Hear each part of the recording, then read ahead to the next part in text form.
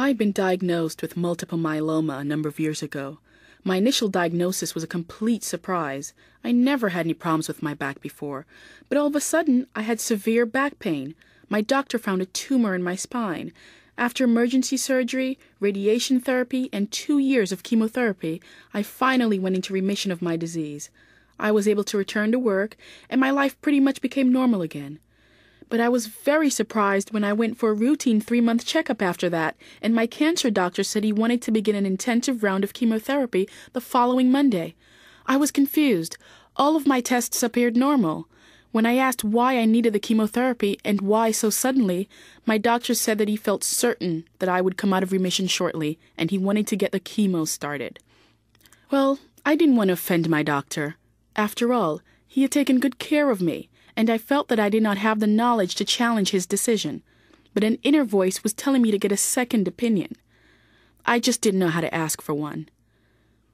I had never had any type of serious illness before my cancer. To tell the truth, I was kind of frightened by the healthcare system.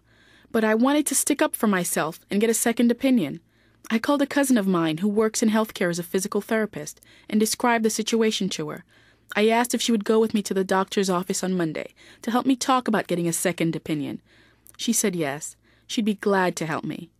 When we arrived at the doctor's office, the chemo medicine was already prepared, which made it even harder for me to ask for a delay.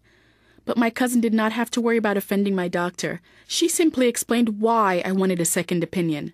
My cancer doctor appeared angry at first, but he did agree to send me to a nearby medical center for another evaluation. The team of doctors at the medical center felt that chemotherapy was not necessary at this time. So I talked with my own cancer doctor again, and we agreed to wait on the chemotherapy until my tests showed that I was definitely coming out of remission. And as it turned out, I still haven't needed it yet. I sure am glad that I listened to that inner voice, and that my cousin agreed to help me ask for a second opinion. The point of this example is that there are different ways to be your own best advocate. Asking others for help when you need it is a strength, not a weakness. Can you think of other ways that Felicia might have handled the situation? Suppose she did not have a cousin in healthcare. What could she have done then? Well, she could have found friends to talk with about her concerns, or she could have joined a support group to talk about different decisions that others in her situation made.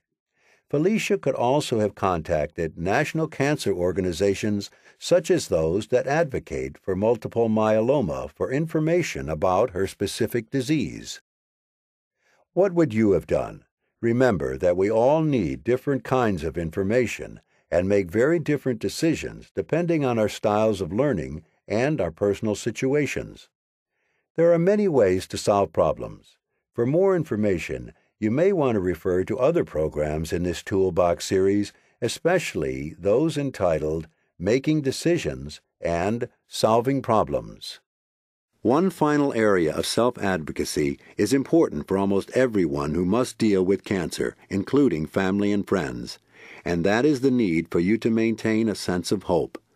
Maintaining hope in the face of cancer is not always easy, especially when the situation seems hopeless. But feeling hopeless leads to feeling helpless. What really matters is how we handle the situation, which can lead to feelings of hopefulness. Let's listen to how this applies to another situation as described by Kathleen.